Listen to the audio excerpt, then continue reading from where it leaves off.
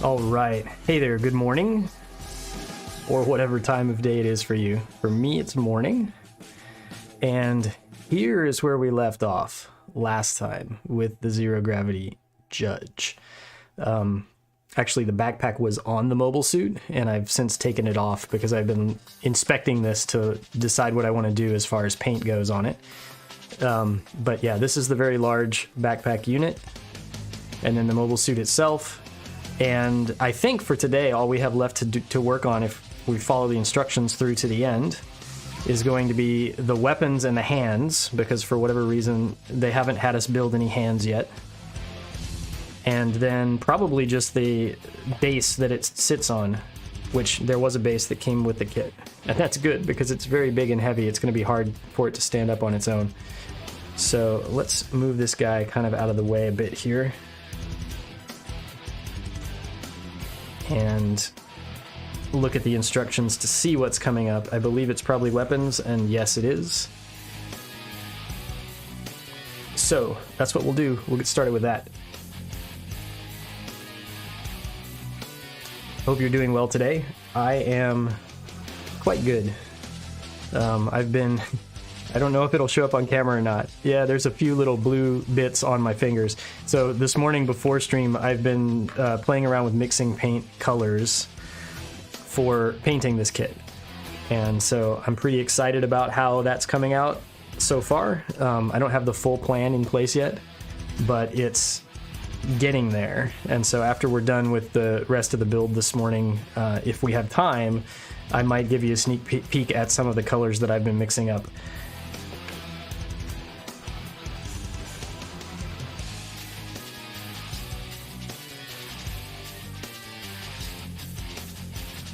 Alright, and these weapons start with this metal piece. This is the final metallic piece that came with the kit. It was in the box with the inner frame that was already pre-built and mostly metal. We've got two of them, so I assume we're making two of these weapons, although the instructions do not say that. So, but I'm assuming are parts to make two, since there are two handles.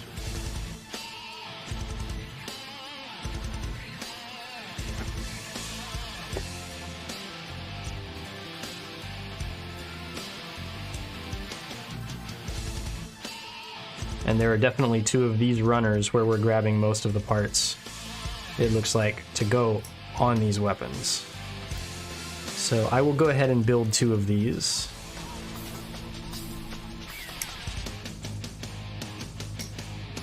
Because it looks like we have enough parts to do so.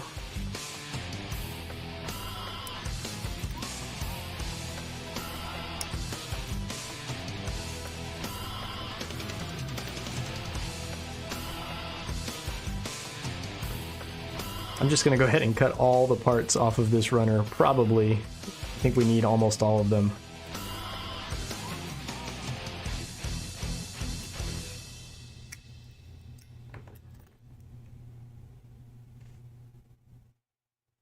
Anything else? That might be it. I'm sure that we're going to need these eventually. Yeah, we do. We'll save this and just do a couple steps at a time here.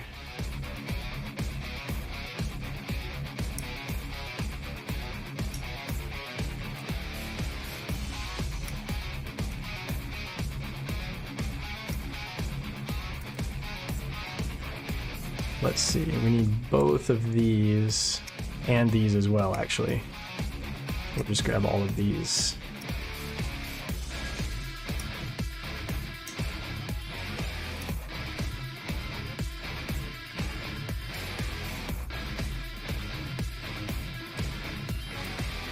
Yeah, so my plan, as long as all goes well with my schedule, is that tomorrow I'm going to try to stop off at place where I can get the rest of the paints that I need.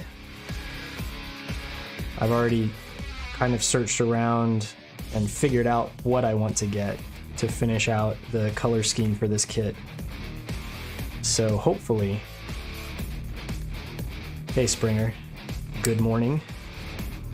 Yeah, so hopefully I will be able to pick up the rest of the paints tomorrow, and then by Friday I'll have everything decided on and mixed up and ready to go so that we can do some painting. Or maybe I will already have some painting done, we'll see.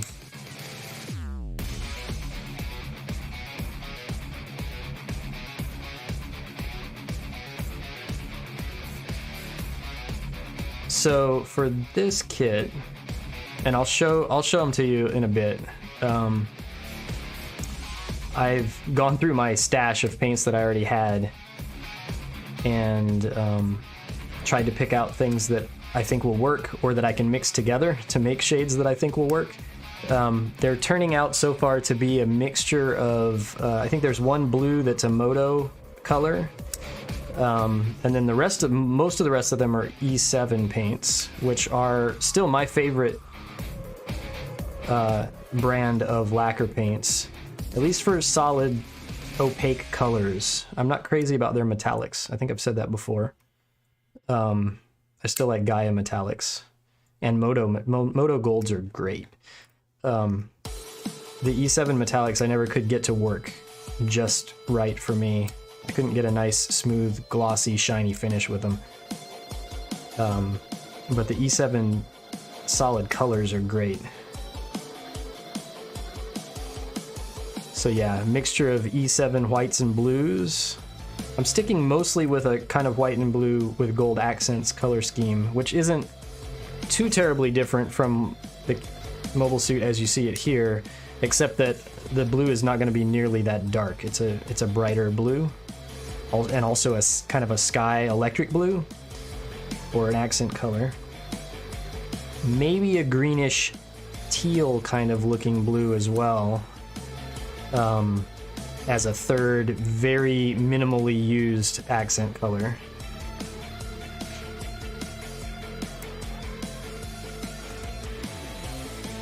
I'm still kind of playing with that. I haven't gotten a mixture that I'm happy with as far as that goes yet.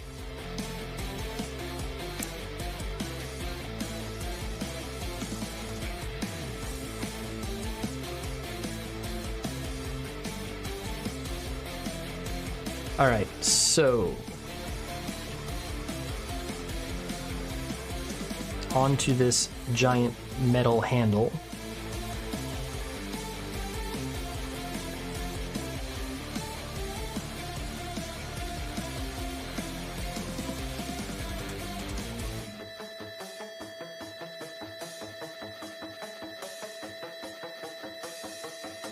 And then as far as like all these gray parts, like these right now that I'm putting onto this weapon, I'm going to use some metallics. And I think actually, because I haven't tried them, this is bent a little. Can you tell?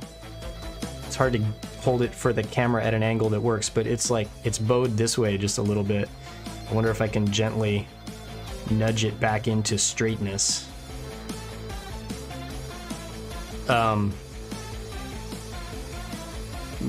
Yeah, that kind of worked. Yeah, so because this pre-molded frame and parts like this are such a nice metallic finish, and I don't want to change those, I'm actually going to paint most of the rest of the gray inner frame parts in various metallics to try to get a sort of multi-hue metallic, entirely metallic looking inner frame. Still trying to straighten this thing out. I wonder if the other one's like that. No, this one's a little more straight. So this one must have just gotten bent in the box.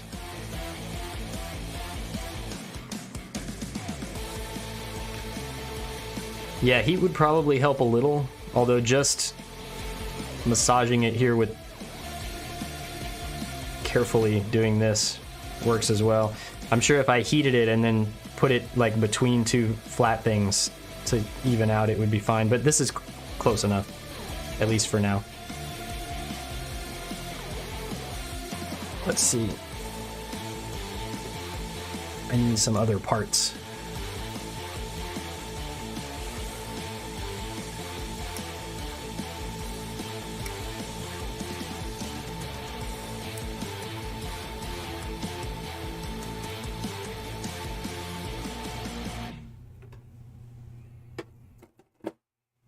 Yeah, so I don't know if you've seen the, just in like the last couple days, there was an announcement of another all plastic kit that is being designed by the folks at Yujiao Land.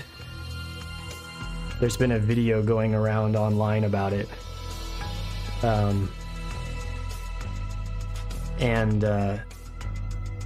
It's another like very pointy, super stylized mobile suit, kind of similar to this one.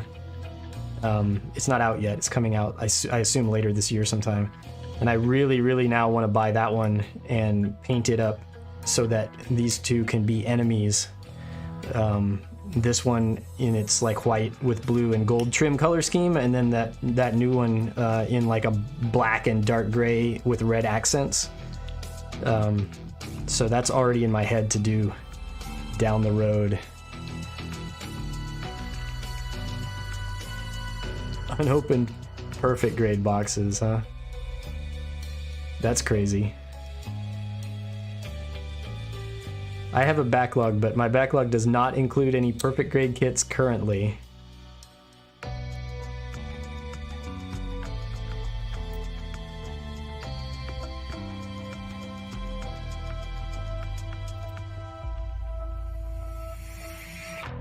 Yeah, their Yujiao Land's work in general, like with their resin conversion kits and everything, has always been, I don't know, it's just, it lines up so much with my personal taste in mecha designs. I like the super kind of over the top, detailed, very pointy, angular kind of look. Something that I definitely lean toward. So yeah, I'm a sucker for those types of designs for sure.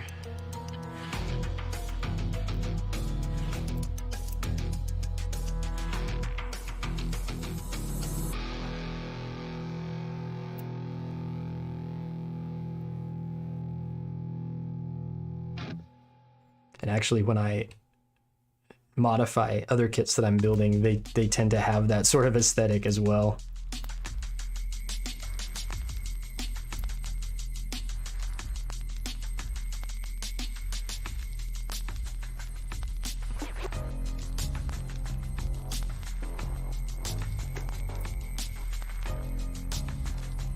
All right, if you're following along because you want me to build in order of the instructions, that's not happening today. I'm just jumping all over the place.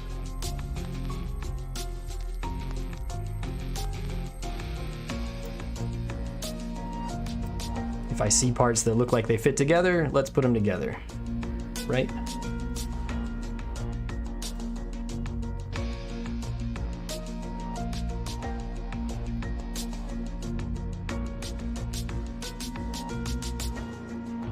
There's a little fit problem down here. Oh, I can't find my toothpick that I usually point with. Anyway, right here, I'll point with my finger. These aren't wanting to fit together just right over the metal handle. That will either be fixed with a little bit of glue or sanding or shaving down part of the inside of that piece later on.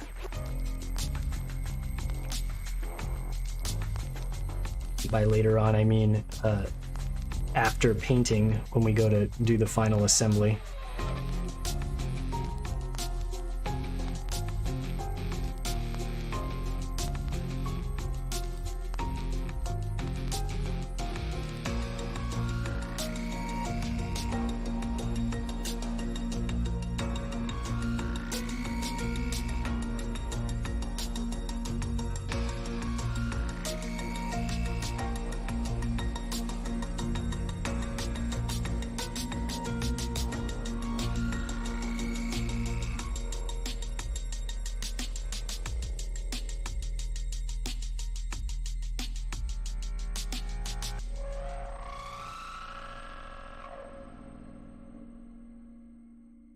These are some vicious looking weapons. However, I might not end up using them with this kit. I have a different plan. There's a separate weapon add-on kit that was actually also designed by Yujiao Land last year that I'm trying to find myself a copy of. that will become this guy's weapon if I can find it.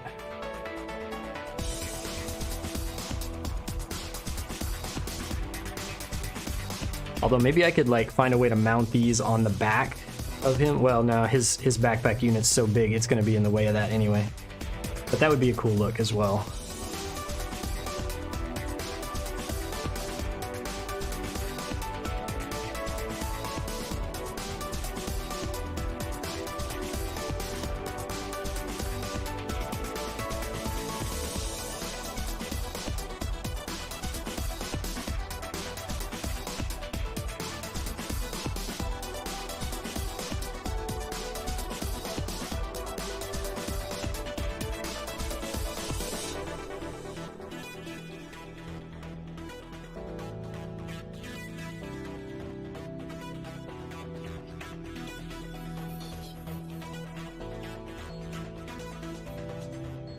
It's actually really warm in my studio again today.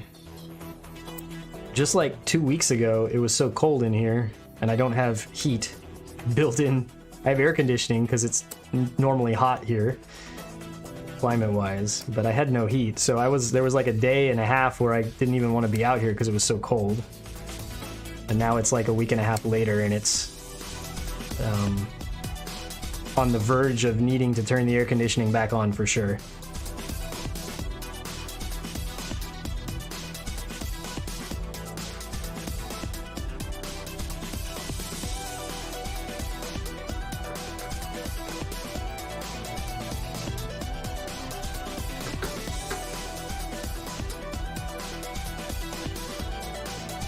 I did not get any new kits during the holiday, like as gifts from family or whatever, and the reason for that was because I asked them not to give me any. I have enough already in my backlog. However, I did get, let's see, I think it's back there. I'll go grab it off of the backlog shelf. I guess this technically counts, so I'll show you this.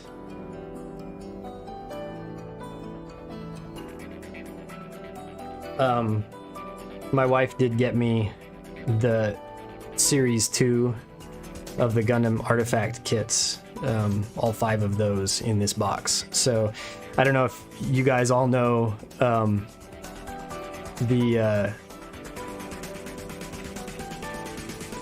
I had a collection of these that I made into Christmas tree ornaments, the first series, that I had hanging on a tiny Christmas tree, which, since it's not Christmas anymore, it has been taken down. That was back in the background over there. So her idea was she wanted me to do these sometime this year so that next Christmas I'll have 5 more ornaments for the tree.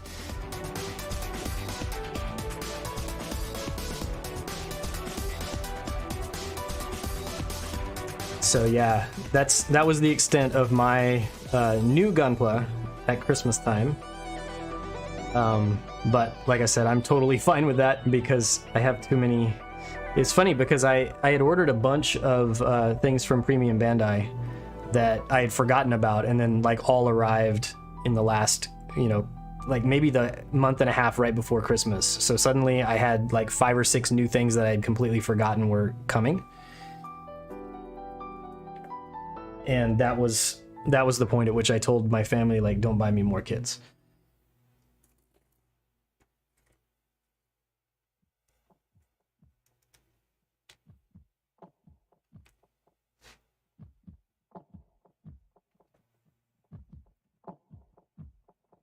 That high new, is it the master grade one, the Verka, or is it the real grade? Because they're both quite good in different ways.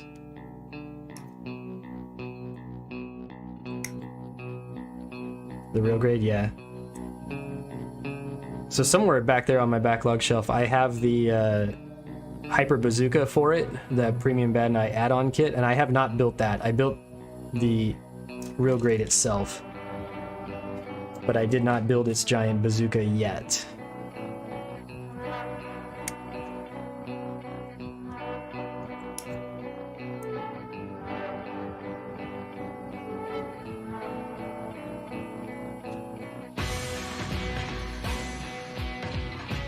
This runner I'm holding right now, almost all of these parts are going to be left over. Like, we just cut those two off, and maybe these two are going to get used. The rest of them were all duplicates of things that got used elsewhere on the kit.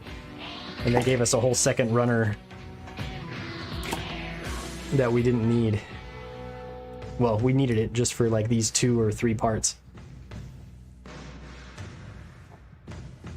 That's been kind of a theme with this kit so far. We're gonna have a ton of leftover parts when we're done.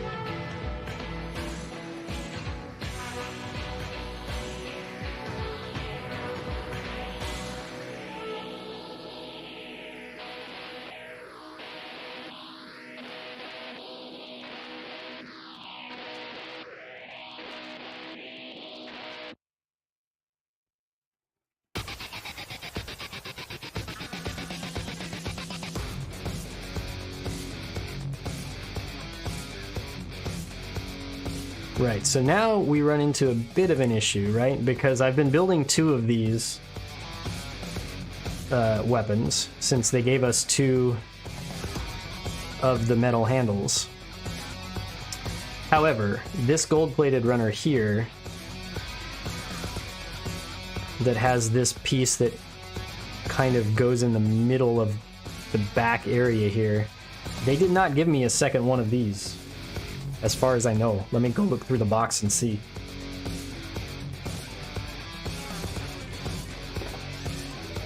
Oh look, I'm totally wrong. They did give me a second one of these. So all the rest of these gold-plated pieces are also extra.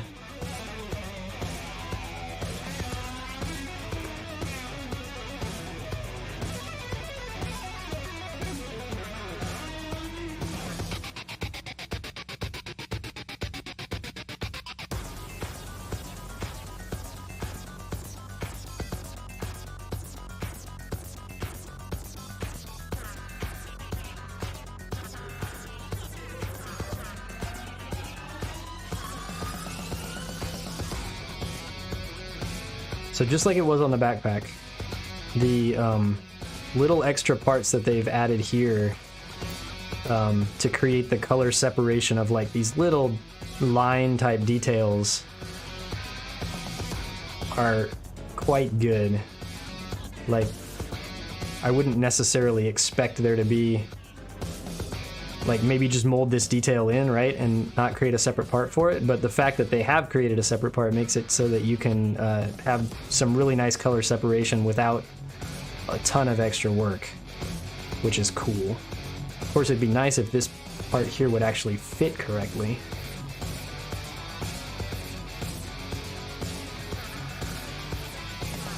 It's probably my fault, not theirs. Although it does look like there's little tabs here that aren't quite fitting in well. And I think it's likely because of the plating. I assume in the original version of the Judge, this piece didn't have the extra paint coating on the outside of it. So I'm gonna have to shave that off just a touch to get those to fit.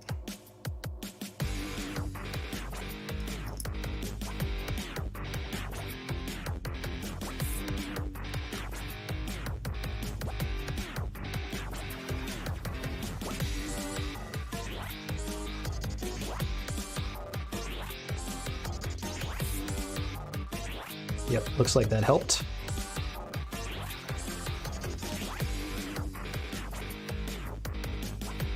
Perfect.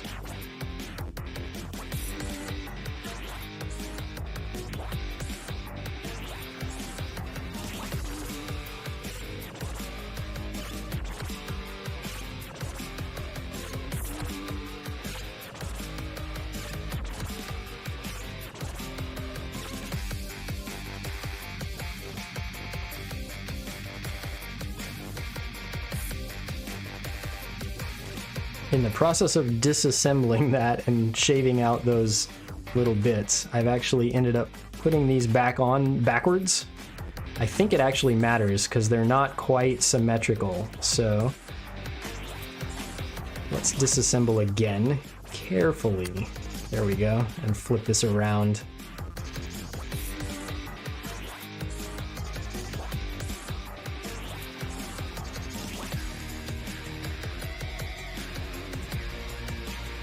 This is not a Bandai kit, so it's roughly master grade scale. I'm looking at the... I don't think it ever says that it's like officially 1/100 scale or anything like that. This is the Judge, and it's made by a company called Zero Gravity. But yeah, it's roughly... It comes out to roughly the size of a large master grade.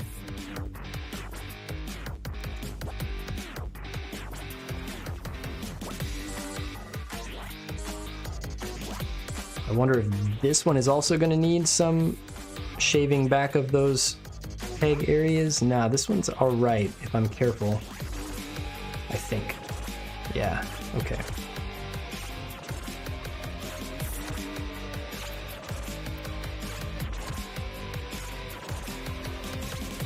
Yeah, I think most online shops and stuff list it under 1/100.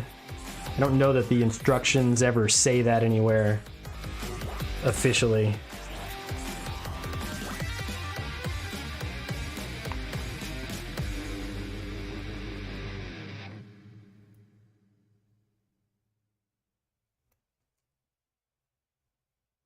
It got real quiet.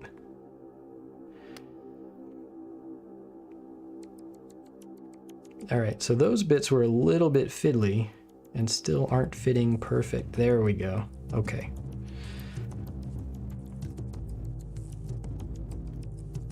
That's one thing I've noticed with this kit as compared to all of the Bandai kits that I've built, is that the tolerances are not quite as perfect. It's still very good, but some of the parts seem like they're fitting overly tight, and then every once in a while, I think over here on the knees especially, when we, or no, it was the front of the legs here when we built that, there were a couple parts that kept wanting to fall off until other things kind of went on and held them in place. So that's a bit of a concern for me as I later go, like later being probably starting tomorrow, go to disassemble this thing and paint it and then reassemble it. With the tolerances already being a little bit off, it's going to be interesting to see how that affects how we can reassemble and disassemble as we paint. So yeah, I'm not super worried about it, but also it's in the back of my mind for sure.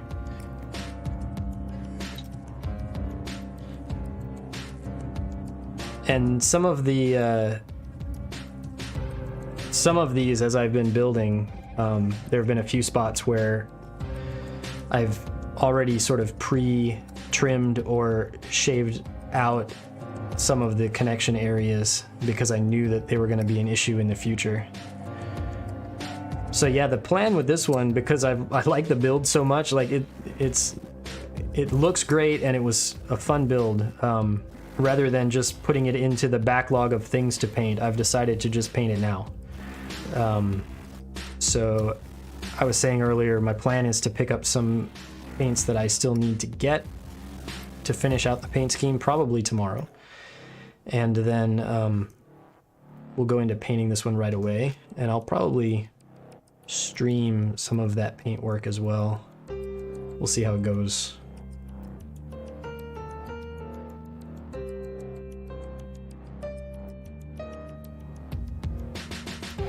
All right, so yeah, these are definitely going to be tricky to fit in here as well. So all of the tolerances on these the plated pieces are too tight. But like I said, I believe this is like the second version of this kit. It's a re-release, and I believe in the original version, this was just plastic without the extra layer of plating on these parts. And so I assume that they designed the pieces with very tight tolerances before the coating went in.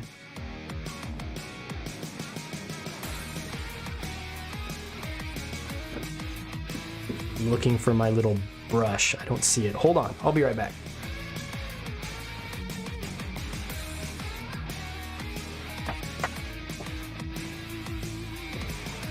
It was over by the paint station because I was using it earlier.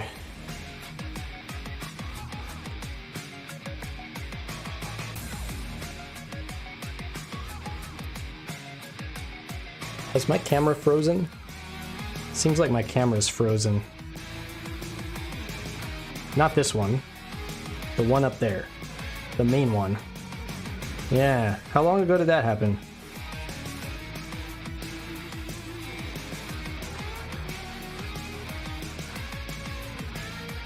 It is a new camera, new-ish, but I haven't had any issues with it until now. So let's pause for a moment and see if I can fix it before we continue on, because that is the most important camera.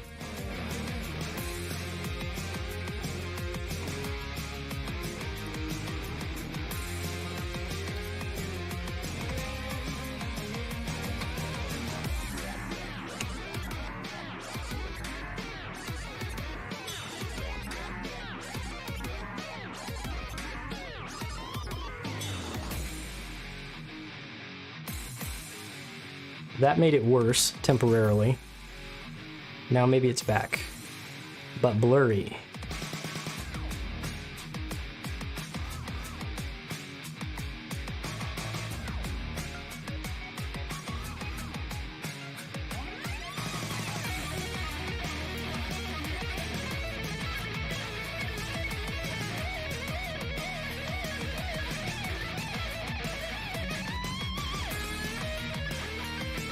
There, we fixed it. Good enough for now, at least. I don't think that that's... Yeah, I don't think those are exactly the settings that I have saved. Like, my skin tone looks weird to me on the preview, but that'll work for now.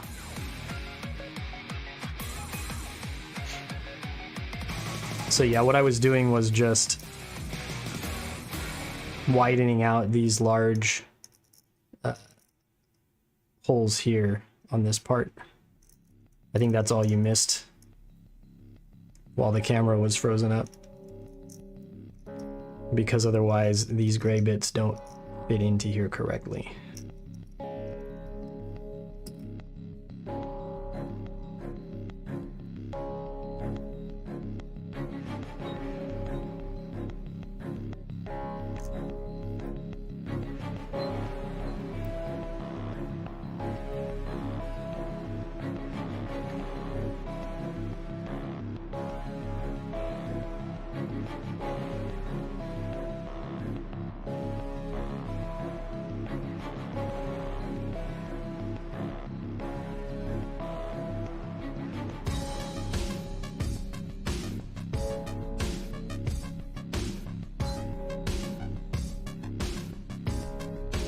Springer, I like how working is in quotes.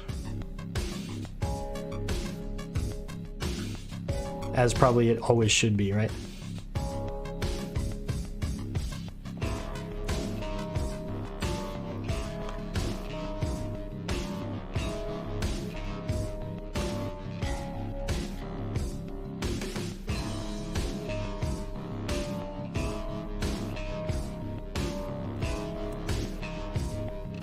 Alright, so before I put these G runners away, I've looked ahead and noticed that we're going to need these pieces here, so I'm going to grab them now.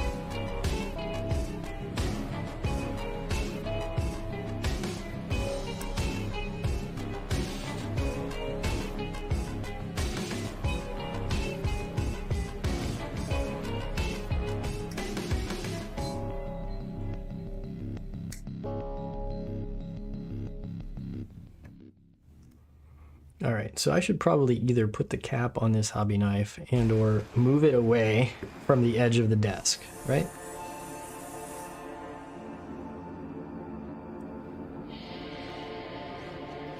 I still have never had a hobby knife roll off the desk and stab myself in the leg, but I always imagine it happening whenever I see the knife close to the edge of the desk.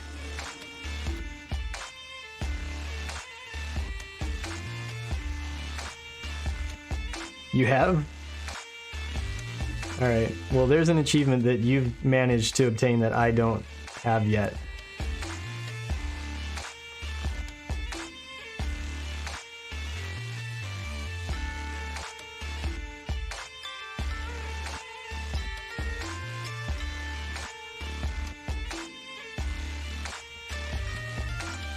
I did once drop a chisel while I was scribing, and well, it kind of slipped out of my hand, right? And I was immediately concerned about the tip breaking if it landed wrong on the desk or on the floor. I think it was actually off to the side, so it was gonna fall on the floor. And so I reached out real fast to grab it, kind of as a last minute, reflex kind of thing. And I cut my hand on the point of the chisel grabbing it, but I did save it from breaking, and so it was totally worth it.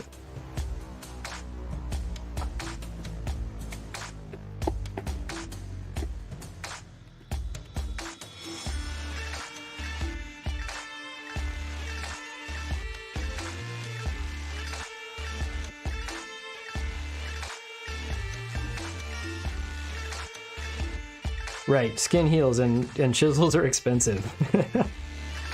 So there's your trade-off. All right, so we need 1 and 3 off of here.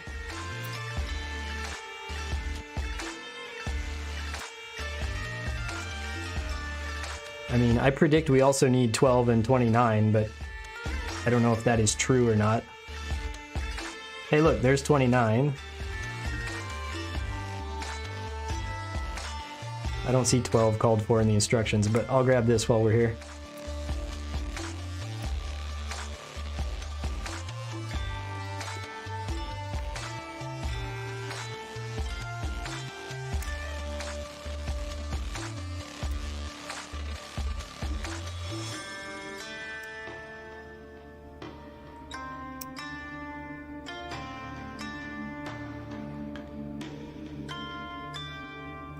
Yeah, you know, the adjustment or the fix when the camera went out definitely moved the camera, because like I'm working in my normal spot and I'm looking up at the preview on my screen and it seems like my hands are way down at the bottom edge of the screen, you know, of the picture instead of being centered. So I must have moved the camera a bit while unplugging it and plugging it back in.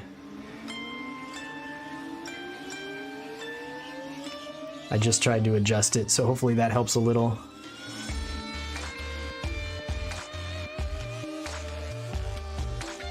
You guys aren't watching the camera anyway, so it doesn't matter really that much. But maybe somebody's watching the replay on YouTube or something later. Oh, you are watching. Okay, cool.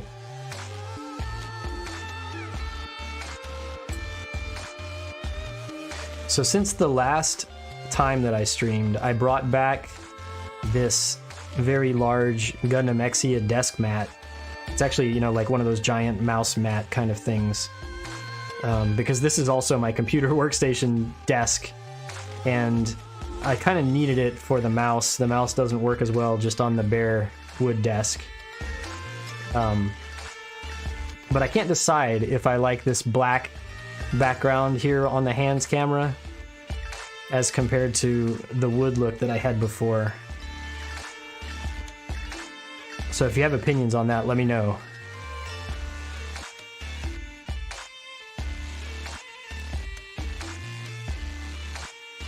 Assuming that you've seen the camera, or one of the streams that had the camera with the desk as the background.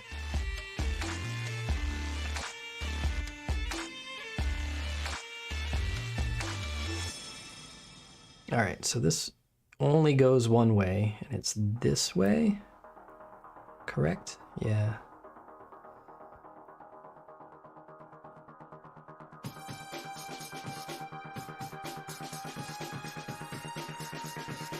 Oh. If I paid attention to the instructions, I would have noticed that they want me to put this other piece on first. It turns out that's important. Order matters. There we go.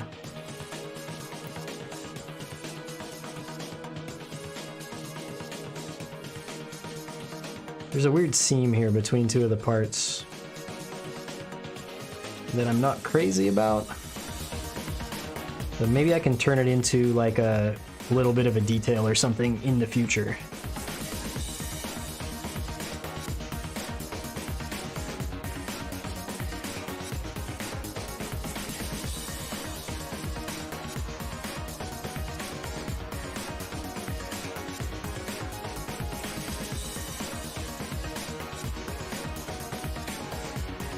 All right, those are nice. And because of planning ahead, or looking ahead, we have the parts we need for the next step already.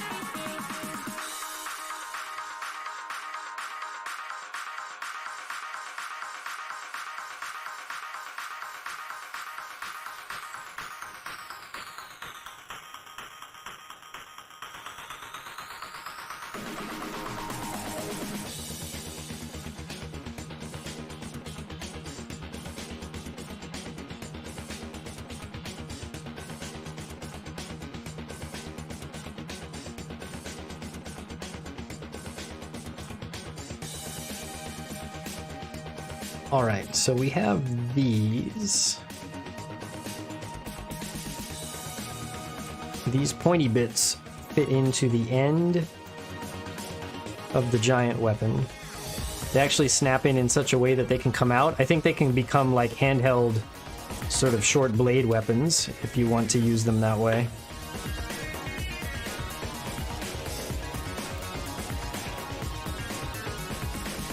And then this bit here goes here.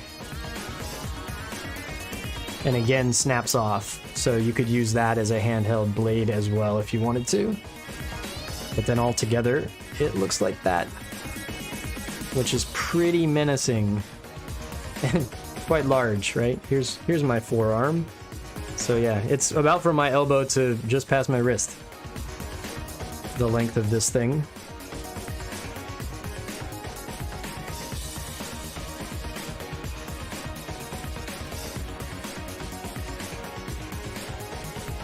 Alright, there are little plastic shavings all over the build mat here from where I had to use the hobby knife to shave those parts off, and they're bugging me, so I'm going to clean them up. Apologies if this little mini vacuum is loud. I don't think the microphone's going to pick it up that much.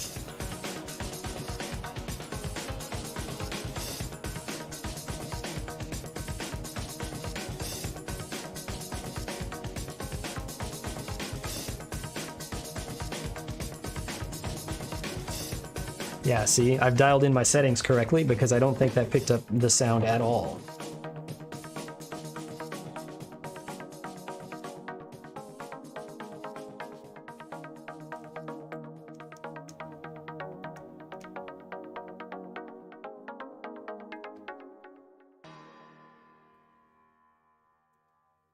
Yeah, one thing I do in my free time is some audio related stuff. Audio mixing. I have some friends who are in bands that I have done some mixing for and that sort of thing as well. Some production work for. So yeah, I'm a bit of an audio nerd, and I've managed to work on this microphone, even though it's a cheap microphone, to get it sounding pretty good, I think. All right, what else can we do with these things? There are giant effect parts, which I've been wanting to look at ever since I unboxed this thing. Here they are. Let's start with this one.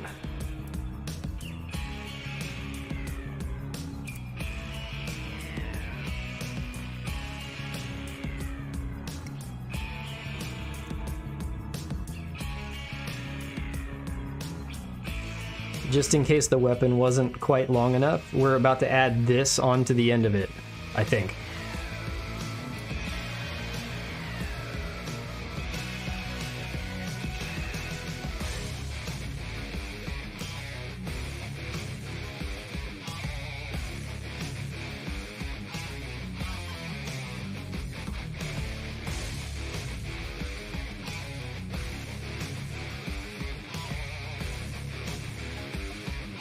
Alright, how about we detach this bit and put the effect part on it, and then we'll put it back. Does it just go like this? Is that it? Is it that simple? I think so. Can I snap this together and then just slide it on there? The answer is maybe? Not quite sure how it stays attached.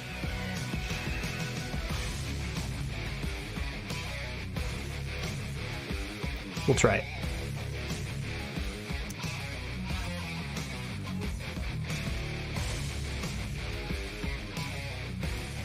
If we push this all the way together, I assume that it's just going to have enough of a tight tolerance that it stays on there.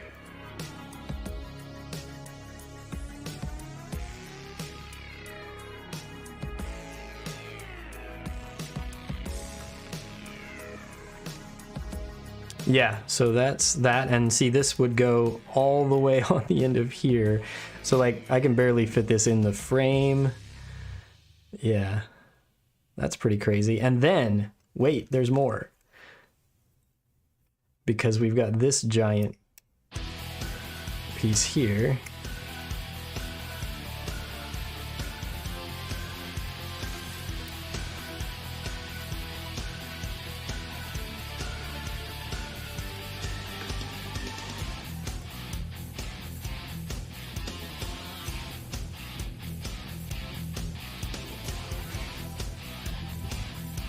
I'm gonna change nippers because this nub is so large.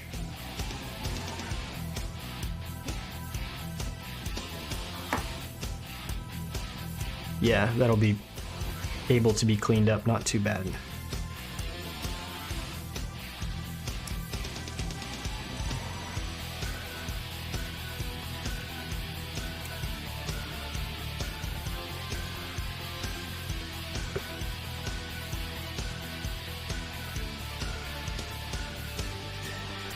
Right, so these are very reminiscent of the effect parts that come with the... It's the Sananju, is it not? That has these, the real grade one. Of course, these are much, much larger. So we can put this on here, apparently. The other way? The other way. I see. So like, technically you're supposed to take this out, right? And this becomes a handheld weapon. Like so, and then you attach the effect part onto it. But I guess there's nothing stopping you from doing this. It does not want to stay. It clicks in up here, I see. Like that. So yeah, you could do this and then put this on here if you wanted to, I suppose. Although it kind of does get in the way of the handle down here, and it gets in the way of this other effect part up here. So obviously these are not meant to be used when it's in this assembled, fully assembled weapon form. Now that I saw how that one snaps on more tightly, I wonder if this one will do the same. If I'm careful. Yeah, it looks like it will. Yeah, this is a crazy weapon. And the fact that you get two of them in this kit is insane, right? So I had a different plan for weapons for this guy with that other add-on weapon thing that I had in mind, but like now I'm looking at this and thinking, well, these are kind of amazing too.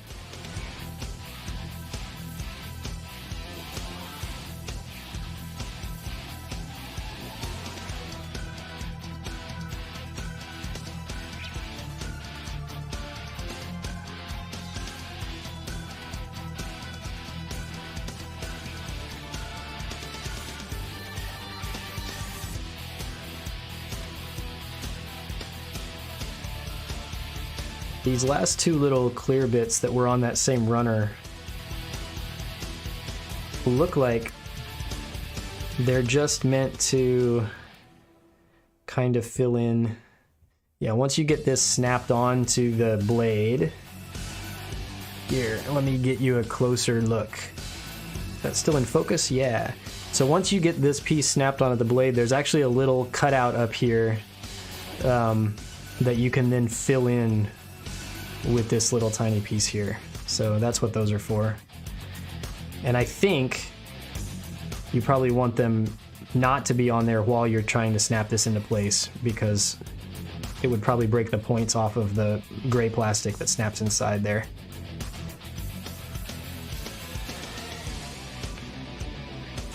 Hey, how's it going? We're putting effect parts on giant weapons, so you know, things are great here. Zoom this back out. Yeah, so like technically, right, you could put all of this together like this.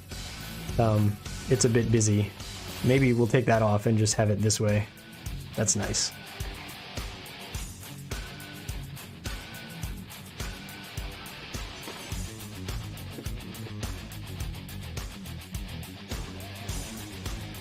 So I'll go ahead and cut these out of the second effects part runner as well, just so that we have them here.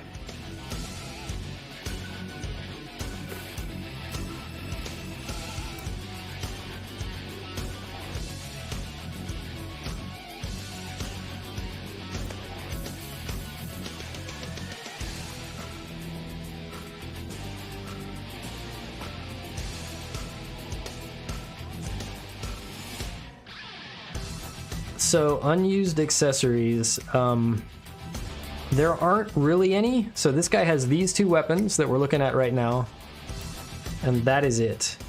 And I do not believe that there's a way to store them on the mobile suit. At least I have not found one yet. And the instructions haven't shown us that yet, but I haven't looked ahead. So my guess is no. The weapons themselves are kind of modular, though, right? So like this large glaive style weapon here has this part comes off. So this can become a handheld thing if you want to have the handheld blade, or the handheld blade with that effect part on it. And then also this part here snaps off. But once you take these off, if you got them in the hands of the mobile suit, I don't think there's anywhere for this large handle to go on the mobile suit itself. I think it would just have to be off to the side.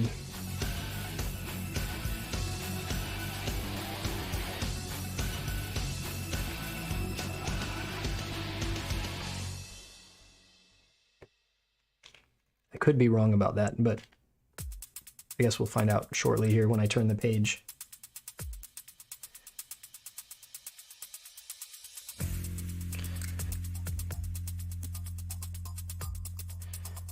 It's still a bit unusual to me that we haven't built any hands for this thing yet. They must be on the very last page of the instructions.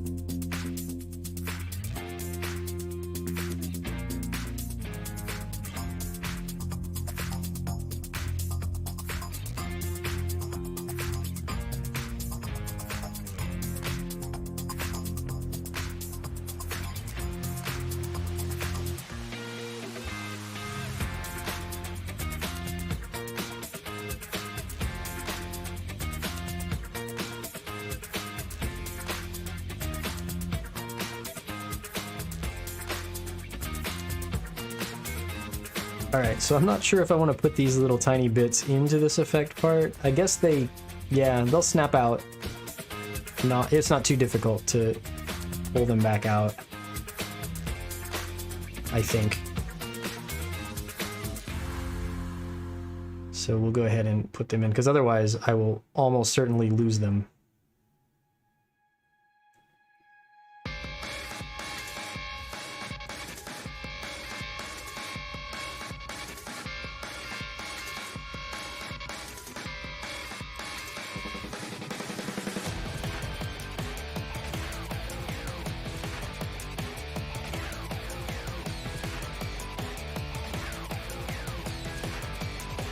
So much plastic in all these giant assemblies that, like, there's not space on my desk anymore. All right. Yeah, so that is the end of the weapons. These are what they end up looking like. They're quite impressive. Here, let's compare the mobile suit itself. And then here's the height of the weapon. So it looks like, I don't know, about 30% more of his height, again, above his head. And then, of course, if the backpack was on him, that would be sticking up to about there, so the weapon's going to be even taller than the tallest bits of the backpack as well. This thing is definitely not standing on its own without the action base that it comes with, I think, given how big it is. At least not when it's holding all of its weapons and wearing its backpack and stuff.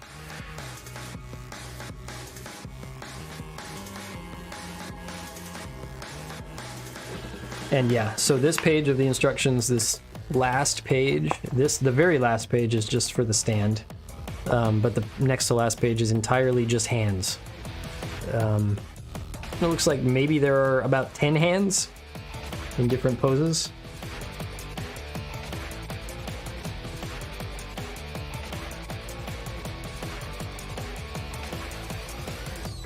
And I think they're not like the swappable finger style hands, they're actually complete hands. So it's like 10 entirely separate complete hand assemblies, as far as I can tell, rather than like one main one with the palm where you swap the fingers on and off.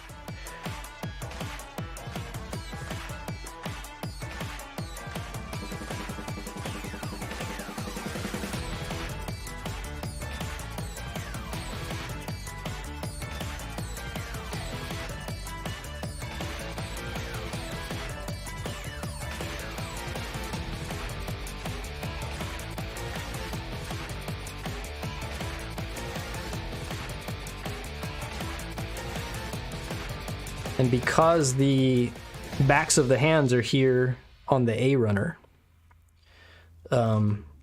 which they've given us 4 A runners. 2 of them are molded in white plastic and 2 of them are molded in the dark blue plastic. I believe that means that we can choose whether we want the hands to be dark blue or white.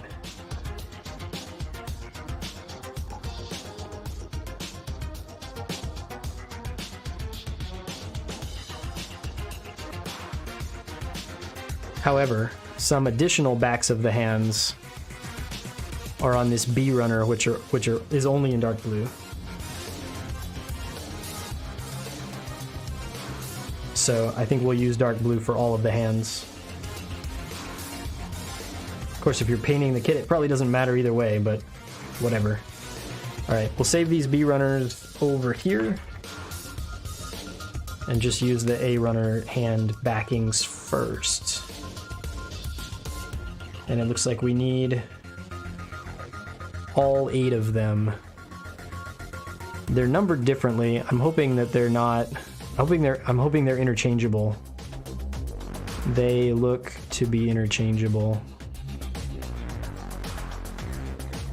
Maybe not. Because I really want to just cut them all out right now and then not have to worry about which one goes with which version of a hand.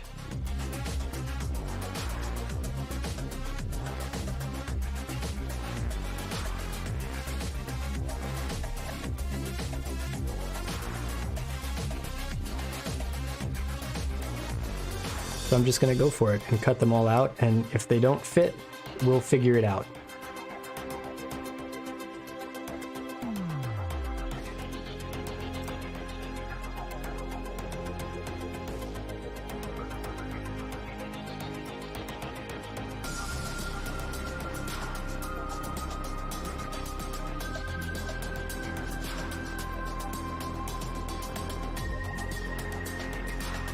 Hey, if I stand this guy up right here, will he be on camera? Not quite. Almost. There.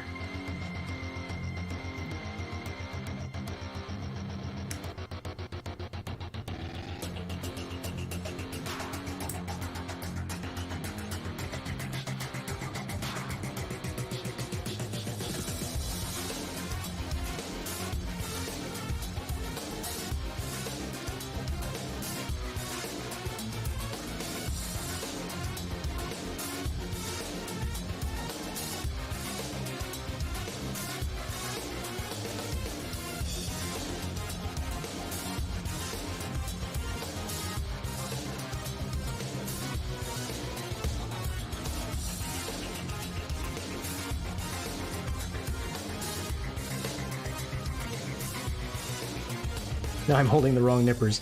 I have too many things on my desk at the moment, and I'm having trouble finding a place to put everything.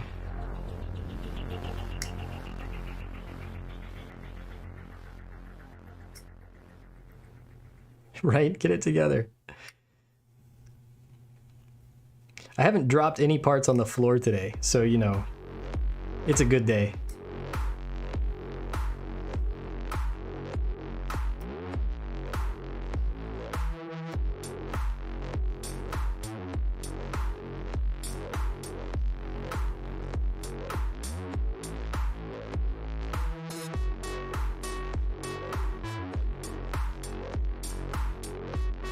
Alright, I think all of the rest of the parts for the hands are on the L runner, which we've not used, as far as I know.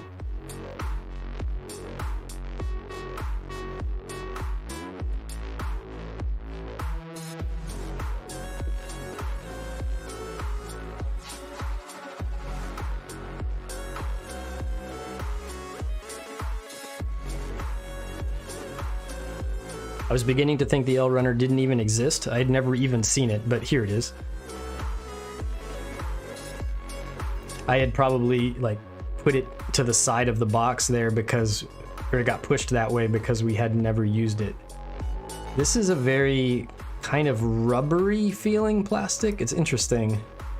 And the detail in the mold is not nearly as good as some of the other plastic that was used elsewhere on the kit. Interesting. Yeah, not sure if it's ABS or what it is. It doesn't specify on the runner. Huh.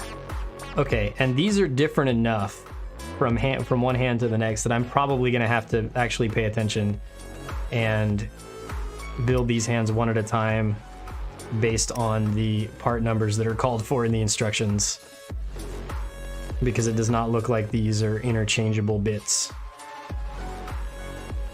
All right, so let's do that.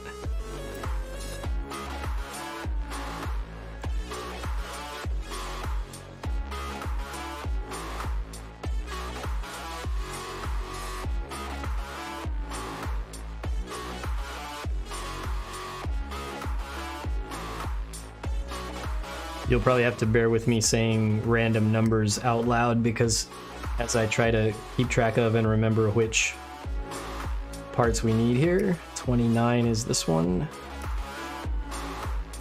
All right, so each hand is gonna be 4 parts off of this runner. 1 for the fingers, 1 for the thumb, 1 for like the palm of the hand, and then 1 for this little joint that attaches into the wrist.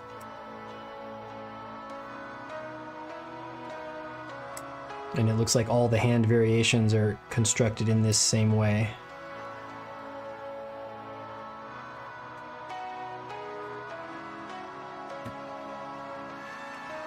We'll zoom in because these are tiny parts. You know what? We'll also bring the instructions over here so they provide a white background, since the parts are dark gray. See if that works. Yeah, the lighting's weird. Ever since we reset the camera, something must have gone back to auto, like white balance or exposure or something. Yeah, went back to automatic. That's what happened. There we go. That's maybe a little better. Let me fix the focus again. All right, that looks better.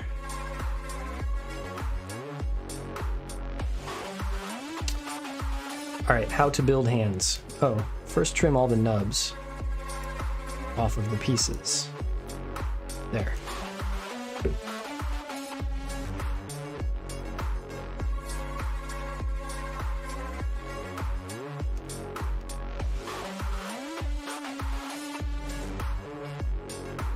So weirdly, it wants me to put the fingers on first and then the thumb. I guess it matters. We'll see.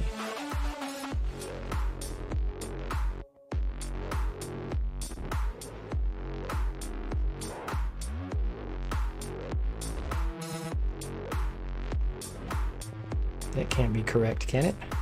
No.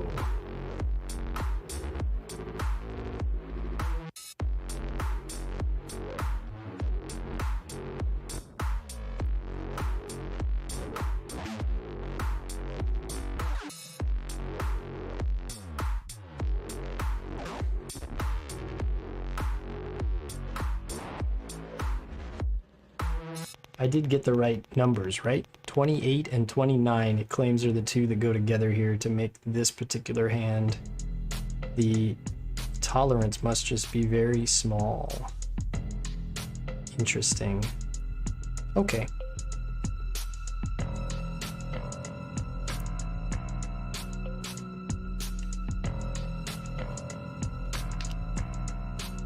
Feels like I'm gonna break this part if I press it on any tighter. Let's see how the back of the hand fits on. I see. Okay. This works.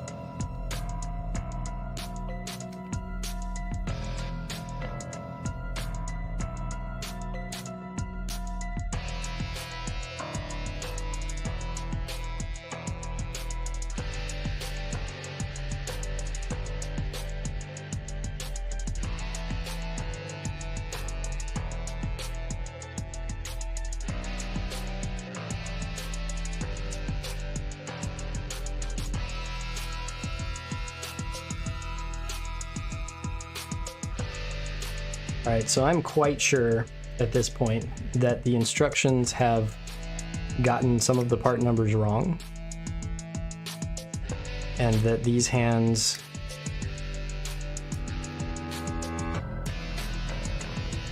or the palm bit there that they called for is not the one that goes with those fingers.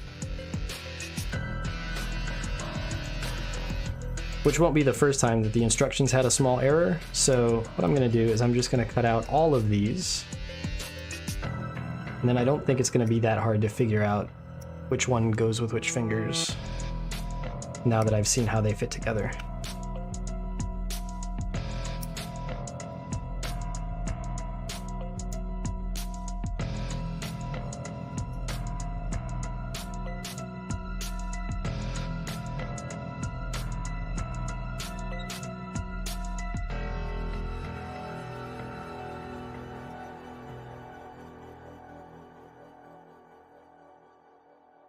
One thing's for sure, the stream is gonna take longer than I expected just because of these hands. Which is fine.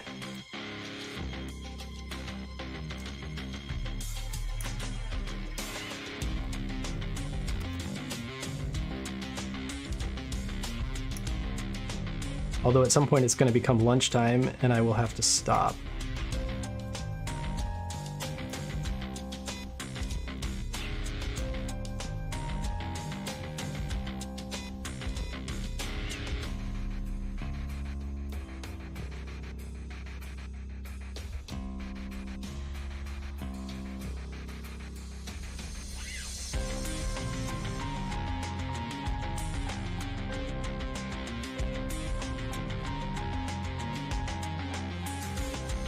The runner design on this kit has been a little bit weird in a few spots we've noticed along the way. We had some parts that are marked in the instructions as being like some number 0.5, so like there's like a 3.5 called for in the instructions, and it's because when they molded the runners they forgot in a few spots to put a number on a piece, and so there was like a extra piece hanging out like in between the pieces that were numbered 3 and 4. So then in the instructions they would just label that 3.5, hoping that you would figure out that that's what they meant, which was fine, it worked out.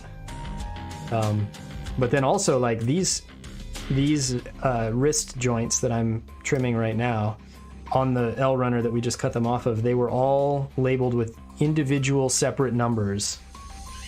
So they were like, what, 33 through 40, even though they're all identical. So I think, you know, normally Bandai would just label them all with one number so that you know that they're all the same.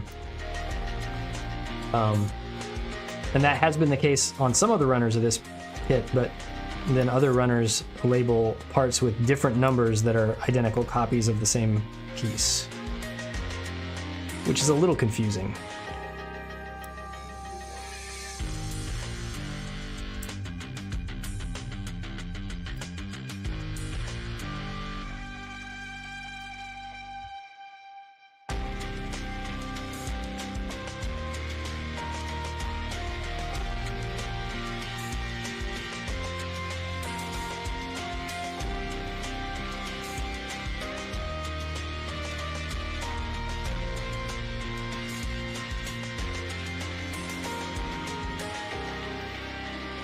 Alright, so there's all of the like main palm parts of the hands, and I can just go ahead and put these wrist joints into all of them.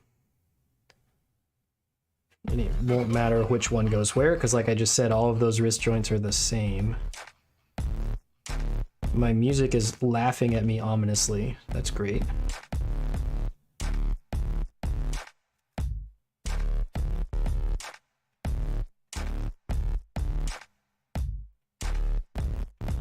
Oh, snap. Somehow we've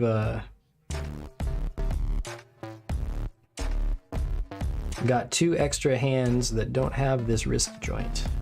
I wonder if it exists on a different runner.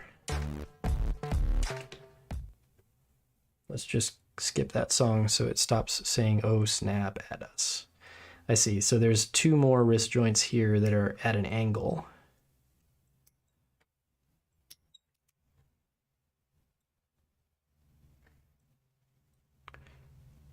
I didn't mean to stop the music entirely. I meant to skip the song. There we go.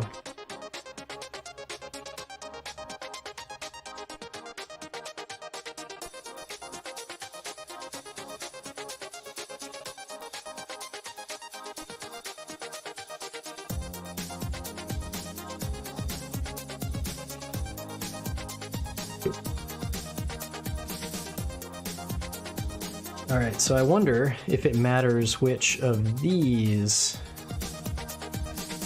that these angled wrist joints go into, and it probably does, but we'll figure it out as we build them. You are a... yeah, I want this one to be... no, I want this one to be this way. Right, and then I want this one to be this way because probably the angled wrist angles away from where the thumb goes.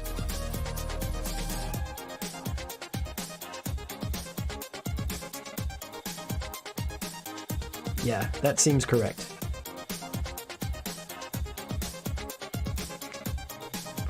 For those not watching, I actually like used my own hand as a example of the thing I was thinking about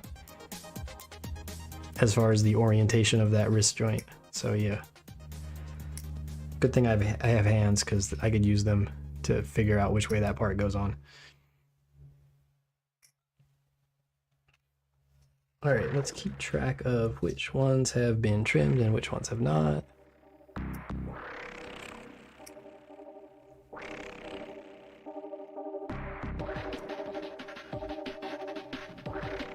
So it looks like we have two different kinds of holding hands. Sort of two different angles. Normally on a gunpla kit, you'd probably have like a holding hand that's a trigger finger. Obviously we don't have that here because this guy does not have any sort of gun style weapon.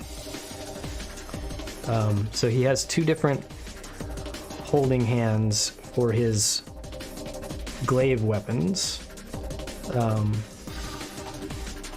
With fingers at two different angles, and then he has open, expressive type hands. Certainly fists as well, and I'm not sure what the last pair is.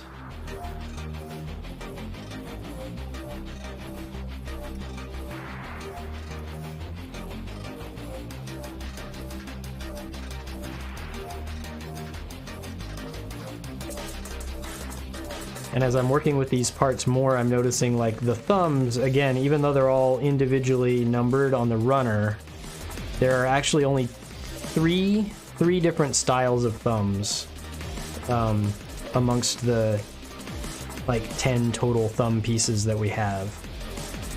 So I think it'll be fairly easy to figure out.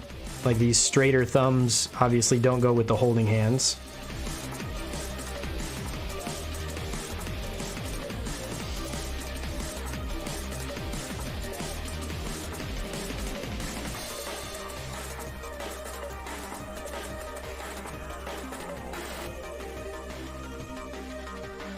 Alright, so we've completely emptied that runner, which means I should have thrown it on the floor, but I did not.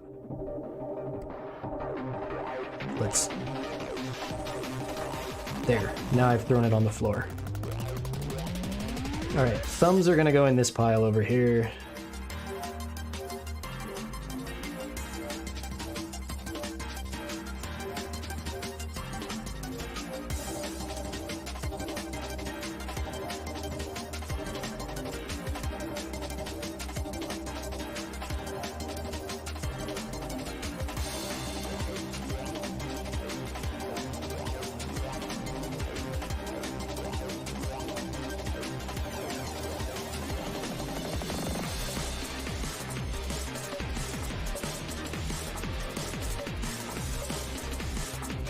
It's going to be awesome in a couple minutes when I've spent all this time cutting out and trimming all of these parts, and then I can't figure out which ones go together to make each individual hand.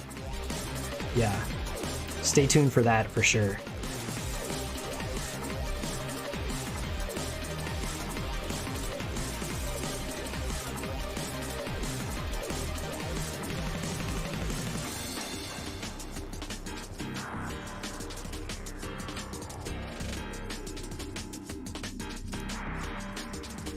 Alright, fingers go in this pile over here.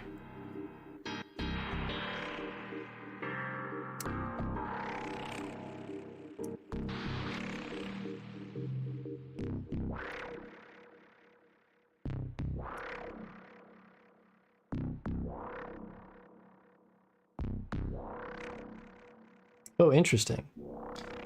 This set of fingers only has 3 fingers. Because why? I may have missed a part on the L runner? No. There is a separate hinged finger, index finger, somewhere. I'm sure we'll find them. Just for 2 of the hands.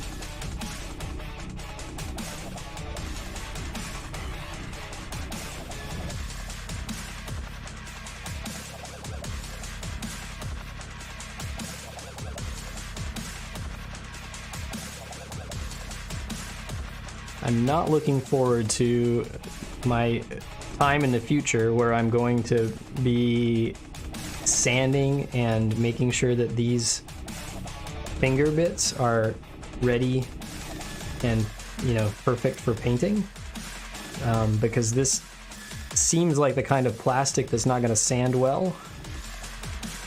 And some of these nubs are in kind of awkward locations. So that'll be interesting. What are you? Are you a thumb? Yeah, I think so. Somewhere here in my pile of thumbs must be the extra index fingers.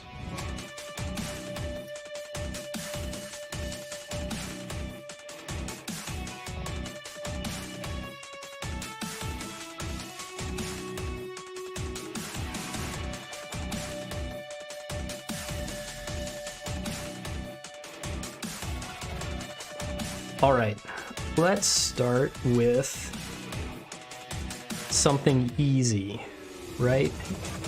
Is this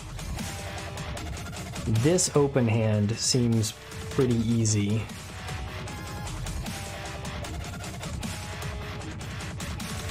Except it should be the other way. The fingers should go this way. Yeah.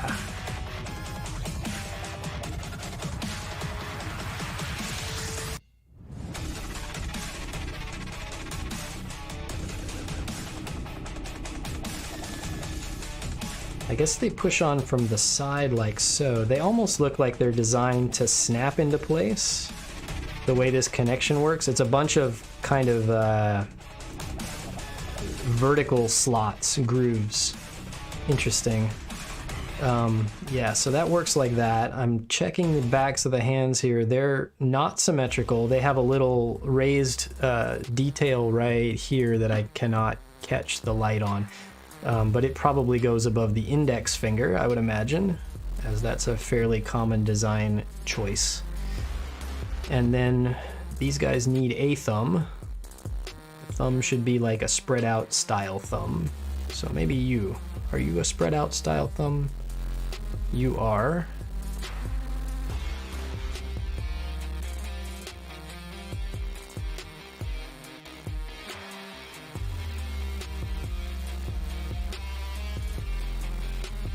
Hey, I did it. I made one hand of 10. That is still not in focus. Let's fix it.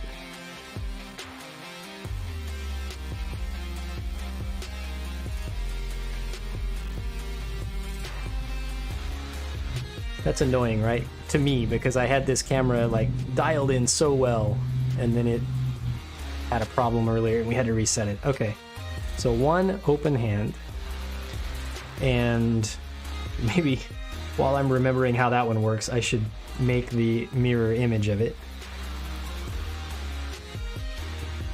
So I need this, and probably one with the thumb going the other direction. Yeah, you seem good.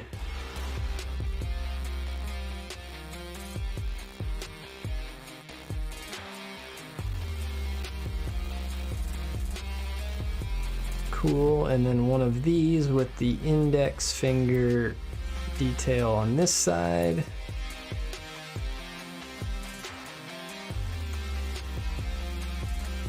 And then an extended thumb of some kind. This one.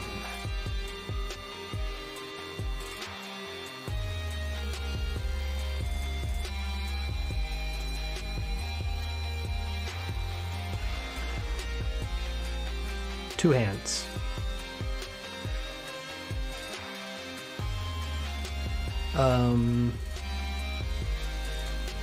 Next. I don't know.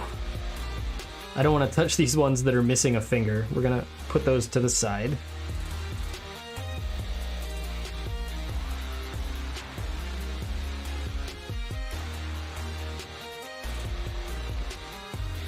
We'll try these holding hands. Actually, let's refer to the instructions.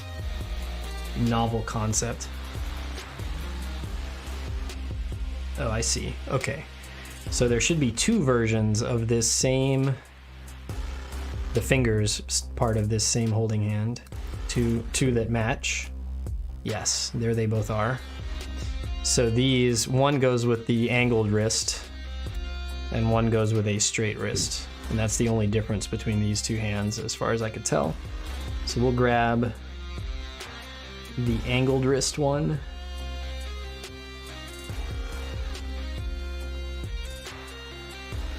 First. And we'll do this.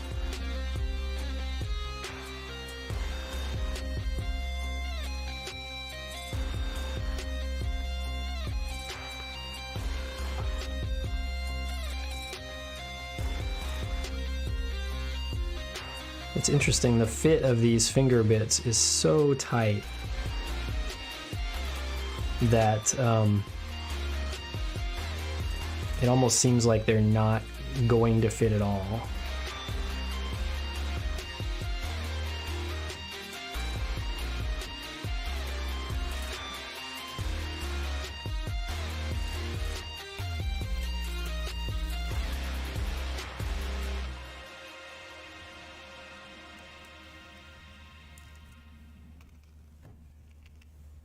Yeah, so this palm of the hand here needs the angled wrist.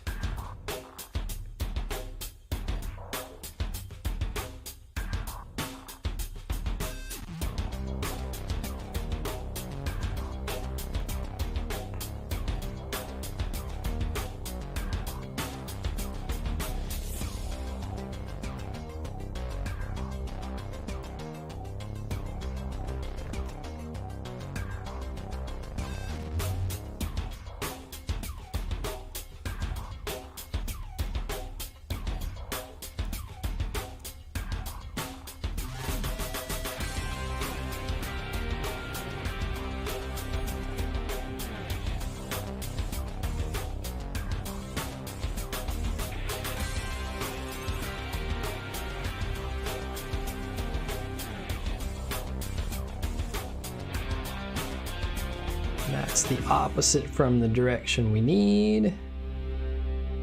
Yeah, this one fits on here.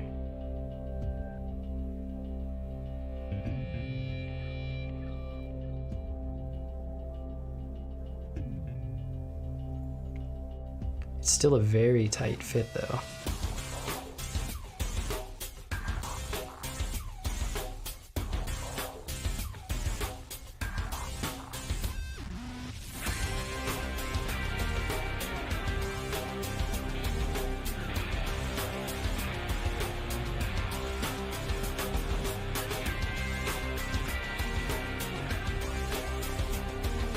Assembling these hands is guaranteed to hurt your hands, just so you're aware.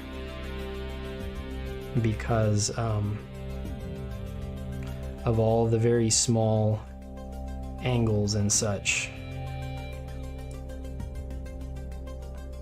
Or the angles on the parts plus the small tolerances as you push these things together. So they will snap into place eventually. That one just did. But it wasn't easy.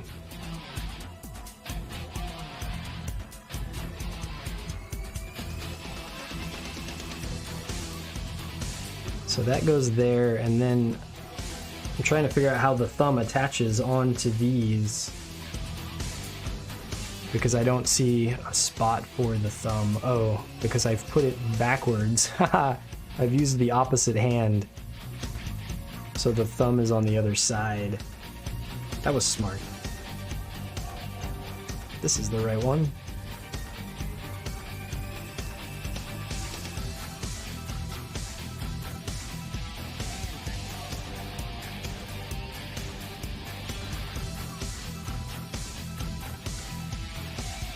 There we go.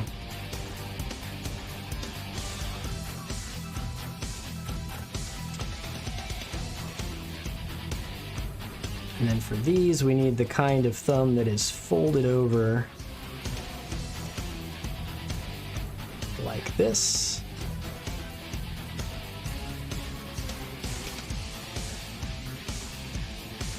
Probably, although maybe this one's designed to be the opposite side, and this is the one we want. Yeah, that seems more likely. So holding hand.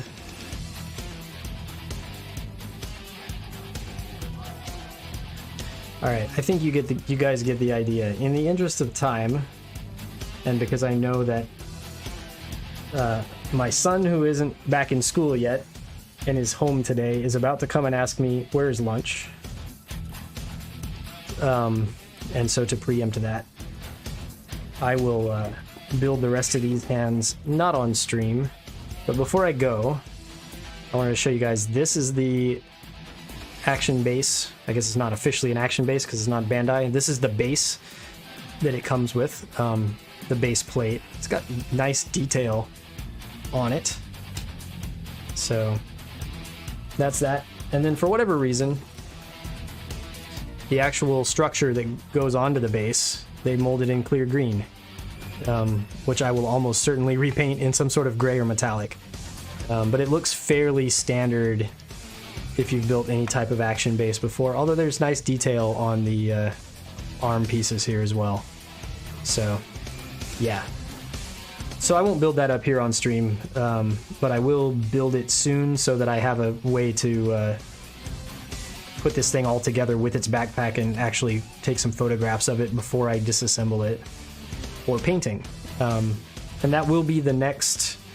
So the next things I do, for those that are curious, is once this thing is snap built, I will take way more photos than I think I will ever need to be reference photos before I disassemble it. So of it all together, and then the individual sub-assemblies like an arm and a leg, all different angles, all different close-ups. Yeah, like I said, more than I think I will ever need, because I probably will need them all. And then I use those as reference when once I've got it disassembled, when I'm choosing any detailing I want to do, which should be minimal with this kit. I think I'm just going to almost straight paint it. So no need to scribe any additional lines or anything like that. It's already really nicely detailed. I may enhance some of the detail that's already here. We'll see.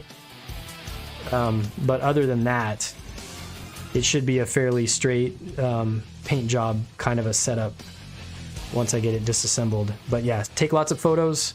You can use those as you work to remember where things are and where certain details need to be painted and things like that. And then I will start to disassemble this thing. And like I said, I'm going to hopefully pick up some paints tomorrow to finish out the color scheme that I have in mind. And then I'll get those mixed up and painted on some sample spoons. Springer, if you're still here, thanks for your spoons. I'll show those probably on the next stream once I've got a color scheme with them painted. They're very, very special. Not your run-of-the-mill standard spoons for sure. So yeah, I'm using those for the first time and they've been great so far. Yeah, so that'll be next stream, probably looking at some paint scheme stuff and hopefully starting with some already disassembled bits of this to maybe prime and paint some parts. Maybe inner frame first. I've got to work on the metallics to make sure that I've got them matching well with the pre-painted or pre-assembled metallic inner frame, because I don't want to have to worry about priming and painting that. I'm just going to leave it as it is. So, although there's plastic bits on it, I might try to paint some of the plastic bits on it. I might mask and paint those. We'll see. So yeah, all of that yet to come. Thanks for watching today. I had fun, and even though we didn't officially finish the hands, I'm going to call it finished, because it's just a matter of matching up the correct fingers with the correct palms and snapping them together. So there we are, and we'll leave you with this very large weapon, which I think maybe is my favorite part of the kit so far. Here it is.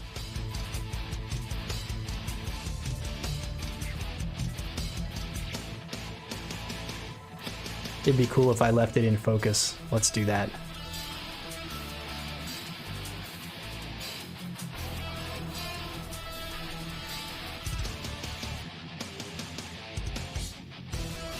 There we go. Now it's in focus. Awesome. All right. Thanks for watching, guys. I will see you again hopefully Friday, and we'll maybe do some painting. Have a good one.